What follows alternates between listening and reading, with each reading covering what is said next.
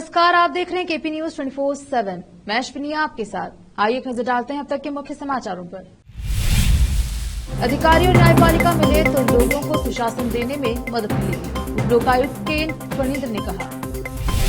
बीदर जिले में कुल 32 केंद्रों में कर्नाटका शिक्षक पात्रता परीक्षा टीईटी आयोजित की गई। कर्नाटका सरकार सूखा प्रभावित तालुकों की घोषणा पर 4 सितंबर को फैसला करेगी, सिद्धरामैया ने कहा। कर्नाटका के मंत्री प्रियांक खरगे ने पूछा, ऑपरेशन लोटस के लिए धन का स्रोत क्या है। बेंगलुरु में डेंगू जैसी बीमारी में चिंताजनक वृद्धि, यहां बताया गया है कि इसे कैसे रोका जाए।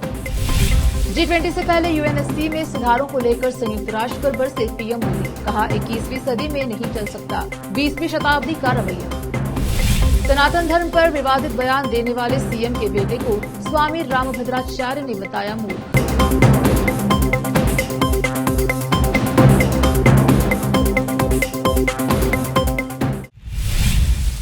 समाचारों का सिलसिला शुरू करते हुए देखते हैं समाचार विस्तार से। माननीय न्यायाधीश उप लोकायुक्त केन फणींद्र ने कहा कि राज्य के प्रत्येक तालुके में एक न्यायिक विभाग है। यदि प्रशासनिक विभाग और संबंधित तालुकों का न्यायिक विभाग मिलकर काम करे तो न्याय देने में सुविधा होगी। उन्होंने रविवार को कर्नाटका राज्य कानूनी सेवा प्राधिकरण बैंगलोर, कर्नाटका लोकायुक्त बैंगलोर, जिला कानूनी सेवा अधिकारी बीदर और जिला न्यायिक विभाग के परिसर में हबशी कोर्ट गेस्ट हाउस में सार्वजनिक प्रशासन में कर्नाटका लोकायुक्त और कानूनी सेवा प्राधिकरण की भूमिका पर एक बैठक में बात की। मुझे लगा कि ऑफिस में बैठकर काम करना काफी नहीं है। यह महसूस करने के बाद कि जिले और तालुकों में जाकर गांव के लोगों को भी जानकारी प्रदान करना संभव है। ये कार्यक्रम आयोजित किए जा रहे हैं। अगर हम कोई भी काम सकारात्मकता के साथ करेंगे तो धीरे धीरे हमारी मेहनत रंग लाएगी। बीदर आने के बाद पहले दिन मैंने उस कार्यक्रम में हिस्सा लिया जहां जनता से शिकायतें मिली। दूसरे दिन मैं जज से मिलूंगा और चर्चा के लिए यहां बैठक करूंगा।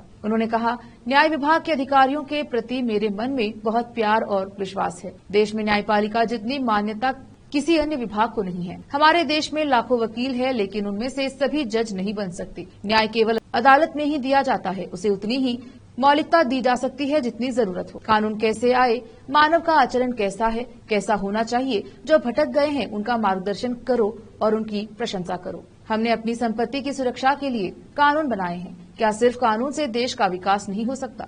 कृषि, स्वास्थ्य, उद्योग समेत विभिन्न क्षेत्रों को विकसित करने की जरूरत है। उन्होंने कहा कि न्यायपालिका पर कार्यभार अधिक होने के कारण लोकायुक्त जैसी विभिन्न संस्थाओं का गठन किया गया।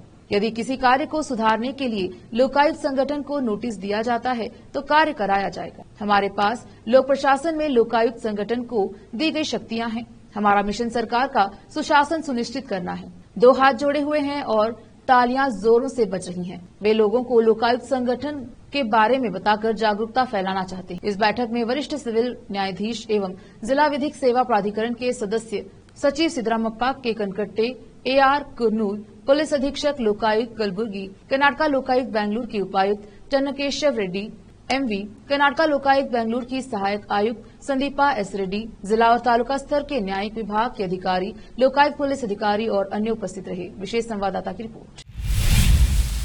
बीदर जिले में आज 3 सितंबर को कर्नाटका शिक्षक पात्रता परीक्षा TET के सुचारू रूप से आयोजित की गई। जिले में कुल 32 परीक्षा केंद्रों पर आज सुबह 9:30 बजे परीक्षा शुरू की गई। परीक्षा का दूसरा भाग दोपहर 2 बजे शुरू होकर लगभग 4 बजे समाप्त हुआ। परीक्षा के लिए कुल 9,654 अभ्यर्थी पंजीकृत थे। हालांकि संचार चलाए जाने तक विभाग द्वारा परीक्षा में गैर हाजिर रहने वालों की संख्या की जानकारी नहीं मिल सकी। परीक्षा केंद्रों पर पुलिस का सख्त पैरा लगाया हुआ था। इसके साथ ही परीक्षा के दौरान किसी प्रकार की अनियमितता को अवसर नहीं देने के लिए सभी प्रकार की व्यवस्था की गई थी। आज परीक्षा शांतिपूर्वक संपन्न हुई। कैमरामैन कृष्णा का कवरेज।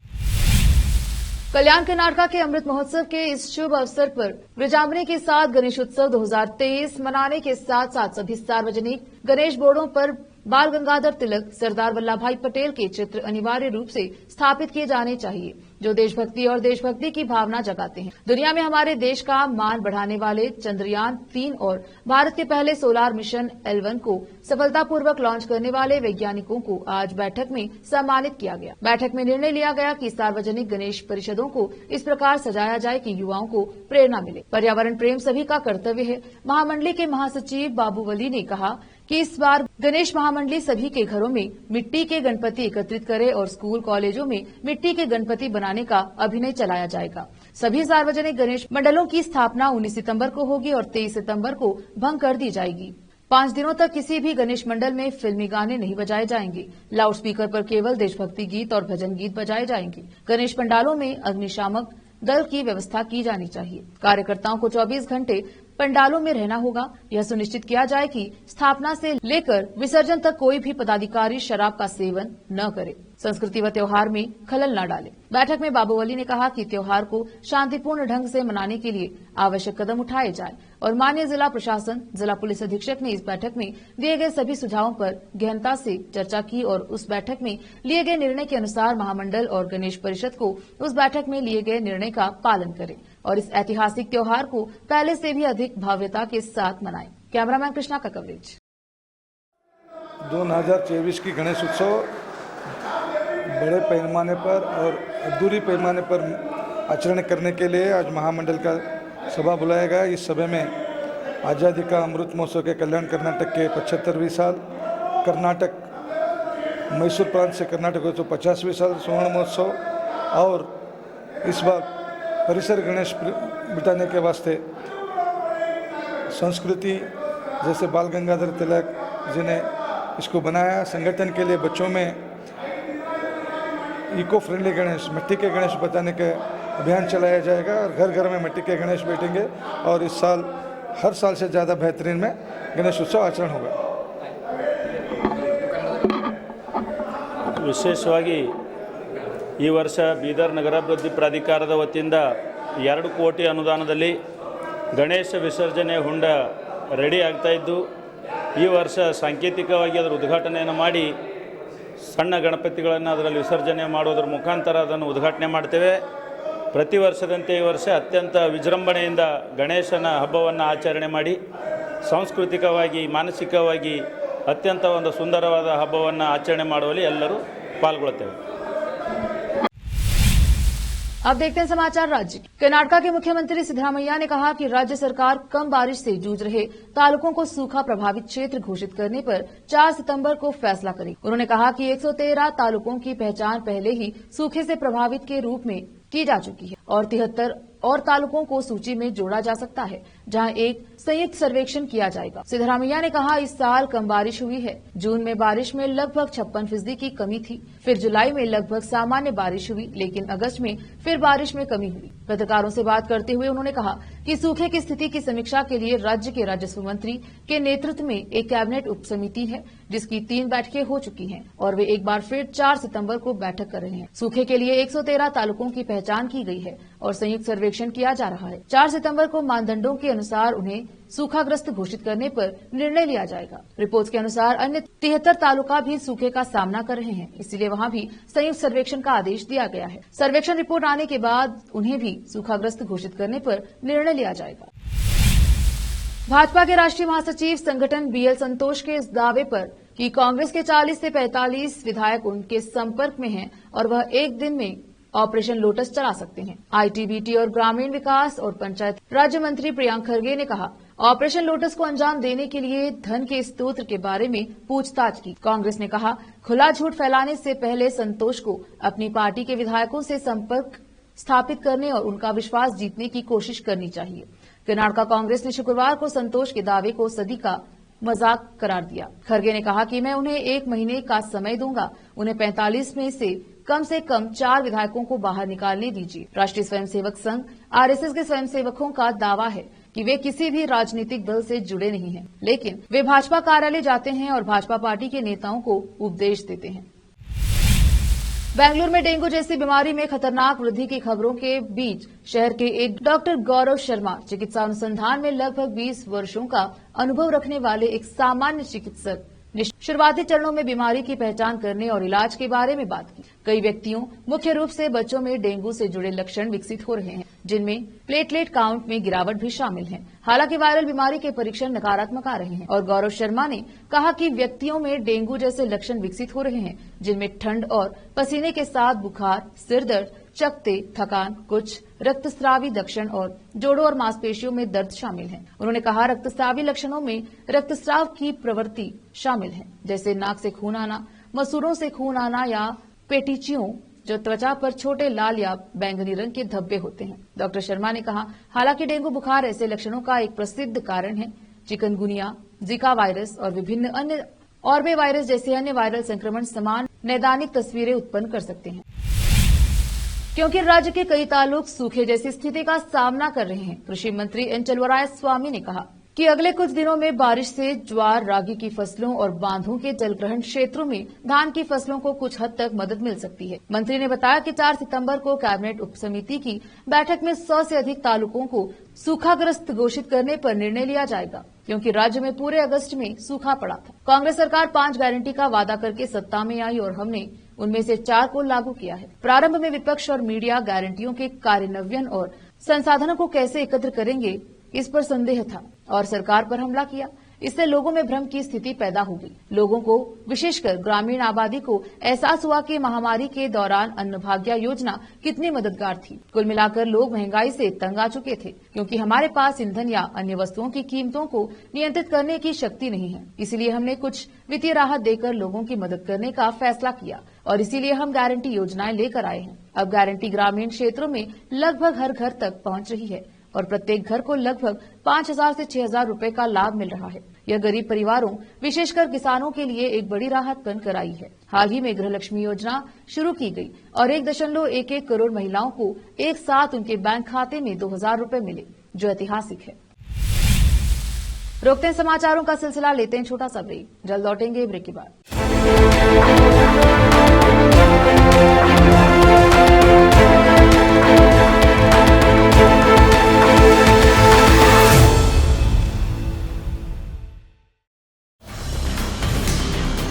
हिंदुस्तान के हर कोने में हम हैं मौजूद। 24 घंटे हालात पर गहरी नजर, खबरों से जुड़े चुपते सवालात और आपको दिखाता है धार्मिक, सामाजिक, राजनीतिक, लोकल और इंटरनेशनल न्यूज की सबसे बेहतर कवरेज, जो आपको रखती है हर पल बाखबर। देश और दुनिया भर की खबर के लिए देखते रहें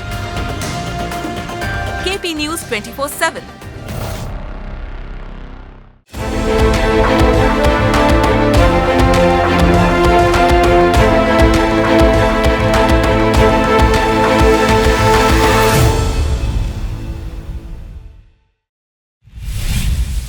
ब्रेक के बाद स्वागत है आपका, देखते हैं आगे के समाचार। ब्रेक के बाद स्वागत है आपका, देखते हैं देश के अन्य समाचार।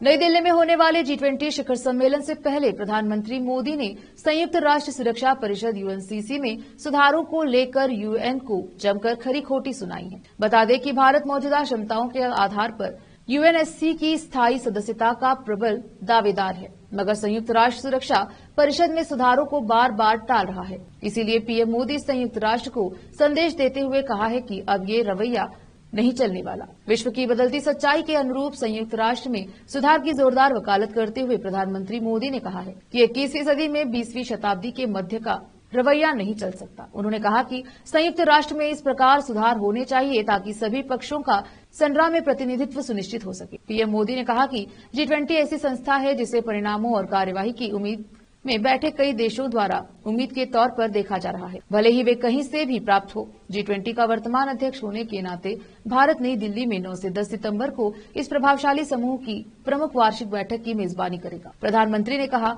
विश्व आज बहुध्रुवीय है, जहां नियमों पर आधारित ऐसी व्यवस्था बेहद महत्वपूर्ण है जो सभी सरकारों के लिए जायज और संवेदनशील हो। बहरहाल संस्थाएं तभी प्रासंगिक रह सकती हैं जब वह बदलते समय के अनुरूप परिवर्तित हो। उन्होंने कहा, 21वीं सदी में 20वीं शताब्दी के मध्य का दृष्टिकोण काम नहीं कर सकता, लिहाजा हमारे अंतर्राष्ट्रीय संस्थानों को बदलती हुई सच्चाइयों की वास्तविकता को समझने, निर्णय लेने वाले मंचों का विस्तार करने, उनकी प्राथमिकताओं पर पुनर्विचार करने और सभी पक्षों की आवाजों का प्रतिनिधित्व सुनिश्चित करने की आवश्यकता है। प्रधानमंत्री मोदी ने कहा, यदि समय रहते इस दिशा में कार्यवाही नहीं की जाती तो छोटे या क्षेत्रीय मंच अधिक महत्वपूर्ण आकार लेने लगते हैं। उन्होंने कहा, निश्चित रूप से G20 उन संस्थाओं में से एक है जिसकी ओर बहुत से देश उम्मीद के साथ देख रहे हैं।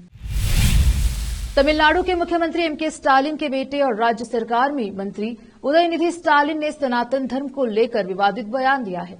उन्होंने कहा, मच्छर, डेंगू, कोरोना और मलेरिया ऐसी चीजें हैं जिनका हम विरोध नहीं कर सकते, हमें उन्हें खत्म करना है। सनातन भी ऐसा ही है, सनातन का विरोध नहीं बल्कि उन्मूलन करना हमारा पहला काम है। उदयनिधि के इस बयान की पूरे देश में आलोचना हो रही है। मंत्री उदयनिधि स्टालिन के बयान पर स्वामी रामभद्राचार्य का बयान सामने आया है। उन्होंने कहा, उदयनिधि स्टालिन मूर्ख है, सनातन धर्म को मिटाने वाले ही मिट जाएंगे। यह धर्म एक विश्वास है, सनातन धर्म ही ऐसा है जहां पर नारी को मां माना जाता है, जहां पर द्रव्य को मिट्टी ढेला माना जाता है, जहां चींटी को भी आटा खिलाते हैं। वो धर्म डेंगू मलेरिया कैसे हो गया? रामभद्राचार्य ने कहा, मानवता की रक्षा होनी है तो सनातन धर्म की क्षय छाया में होनी है। प्रत्येक हिंदू को तैयार रहना होगा जिससे ऐसी टिप्पणी ना हो। टिप्पणी उसकी होती है जो महत्वपूर्ण होता है। पूरे राष्ट्र को हमें राममय करना होगा। सनातन धर्म कभी नहीं मिटेगा। सनातन धर्म स्वयंभू है, जो जन्म लेता है वो मिटता है। सनातन धर्म ऐसा नहीं है। विपक्षी गठबंधन इंडिया के अलग अलग नेताओं की मीटिंग आए दिन हो रही है। इसी बीच कांग्रेस नेता राहुल गांधी और राष्ट्रीय जनता दल के प्रमुख लालू यादव ने मुलाकात की। इस दौरान लालू यादव ने राहुल गांधी को बिहारी अंदाज में मटन बनाना सिखाया। वो मटन जो केवल प्याज के ही पानी पर भुना जाता है और उसमें एक बूंद भी पानी नहीं डाली जाती। राहुल गांधी के पहुंचने पर राहुल गांधी ने बताया कि उन्होंने मटन को बिहार से मंगवाया है। इस दौरान राहुल गांधी और लालू यादव राजनीति पर भी बात करते हैं और लालू यादव से राहुल गांधी पूछते हैं कि आपके हिसाब से राजनीतिक मसाला क्या होता है, तो लालू यादव कहते हैं कि नेता को संघर्ष और अन्याय के खिलाफ लड़ाई लड़नी चाहिए। इस दौरान राहुल गांधी ने अपने हाथ से मटन में प्याज, मसाले और इत्यादि सामग्रियों को मिलाया और गैस पर चढ़ाया। इस दौरान तेजस्वी यादव और लालू यादव की बेटी मीसा भारती भी वहां मौजूद रही। बता दें कि राहुल गांधी मीसा भारती के दिल्ली स्थित आवास पर पहुंचे थे। इस दौरान लालू यादव और राहुल गांधी ने प्यार से मटन बनाया और एक दूसरे को खिलाया। बता दें कि इस वीडियो को 2 सितंबर के दिन राहुल गांधी के आधिकारिक यूट्यूब चैनल पर शेयर किया गया है। इस दौरान राहुल गांधी लालू यादव से पूछते हैं कि आपने पहली बार खाना बनाना कब सीखा। यूपी की सियासत में एक चौंकाने वाली खबर सामने आई है। सुहेलदेव भारतीय समाज पार्टी के मुखिया ओम प्रकाश राजभर ने पूर्व सीएम अखिलेश यादव के चाचा शिवपाल सिंह यादव को लेकर बड़ा दावा किया है। राजभर ने कहा कि शिवपाल यादव जल्द बीजेपी ज्वाइन करेंगे। महाराष्ट्र की तरह यूपी में भी विपक्ष टूटेगा। बता दें कि राजभर ने अखिलेश यादव के साथ गठबंधन में साल 2022 का विधानसभा चुनाव लड़ा था, लेकिन अब राजभर एनडीए में वापस चले गए हैं और घोसी में बीजेपी उम्मीदवार द्वारा सिंह चौहान का प्रचार कर रहे हैं। शिवपाल सिंह ने अगस्त के आखिरी सप्ताह में ओम प्रकाश राजभर पर निशाना साधते हुए कहा था कि उनके जैसे नेता चुनाव जीतकर दलाली करते हैं। उत्तर प्रदेश के मऊ जिले में घोसी विधानसभा क्षेत्र के उपचुनाव में सपा उम्मीदवार सुधाकर सिन्हा का चुनाव प्रचार करने पहुंचे शिवपाल सिंह यादव ने ओम प्रकाश राजभर को लेकर पूछे गए एक सवाल के जवाब में कहा, ओम प्रकाश राजभर जैसे नेता चुनाव जीतकर दलाली करते हैं। सम्मानित राजभर समाज के लोगों से तो हम कहेंगे कि जो यहाँ से चुनकर जाते हैं वे वहाँ पर दलाली करते हैं। इन पर भरोसा नहीं करना चाहिए। जब शिवपाल यादव को राजभर के उस बयान की याद दिलाई गई जिसमें उन्होंने दावा किया है कि अखिलेश यादव कभी मुख्यमंत्री नहीं बन पाएंगे, तो प्रतिक्रिया व्यक्त करते हुए सपा नेता ने कहा, ये ऐसी ही बात करते हैं, इनकी किसी बात का कोई ठिकाना नहीं है। प्रधानमंत्री और गृह मंत्री के बारे में कुछ दिनों पहले क्या बोल रहे थे। राजभर ने 2022 का विधानसभा चुनाव समाजवादी पार्टी के साथ मिलकर लड़ा था और 403 सदस्यीय विधानसभा में उनकी पार्टी के 6 विधायक जीतकर पहुंचे। पिछले महीने एनडीए में राजभर की पार्टी भी शामिल हो गई। एसबीएसपी से ही बाहुबली मुख्तार अंसारी के पुत्र अब्बास अंसारी भी मऊ सीट से विधायक बने। वक्त एक और छोटे से ब्रेक का, जल्द लौटेंगे ब्रेक के बाद।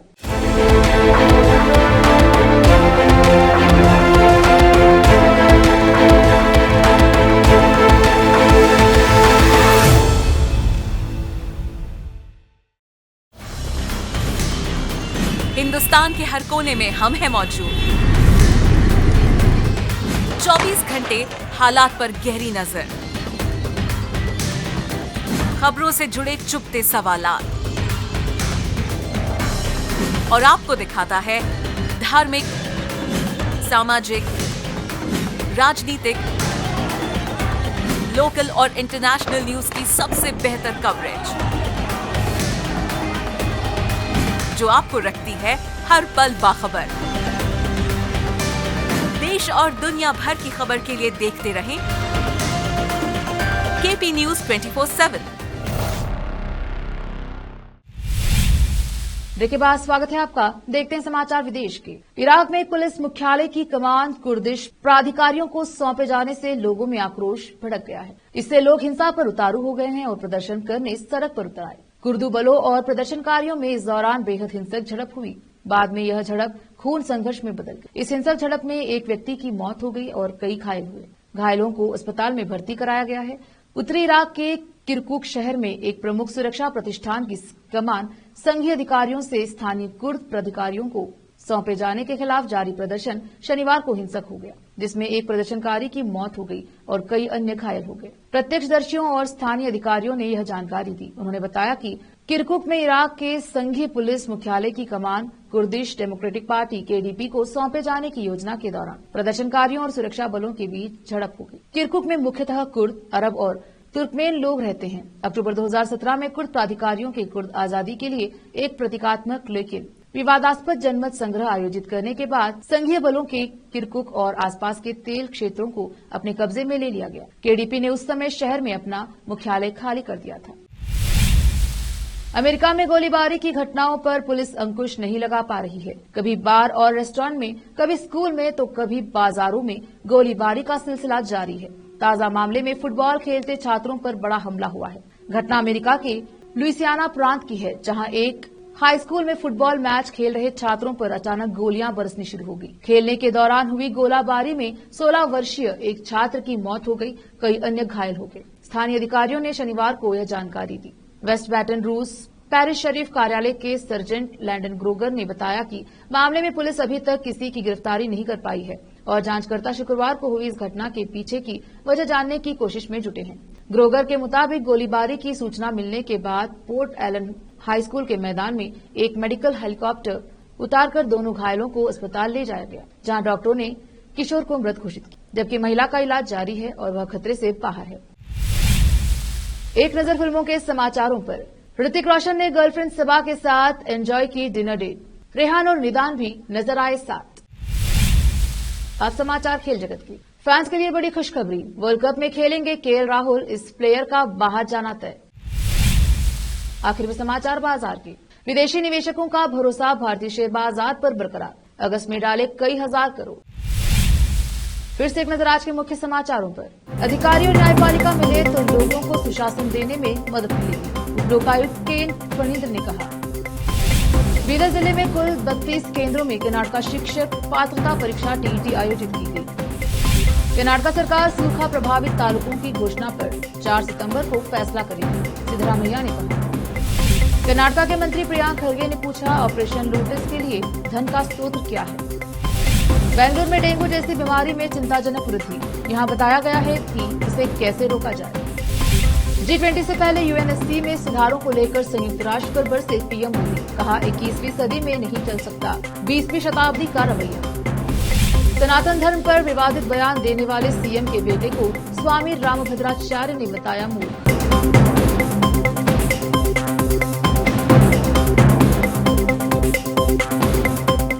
KP न्यूज में अब तक के लिए इतना ही। देखते रहिए KP News 24/7। धन्यवाद।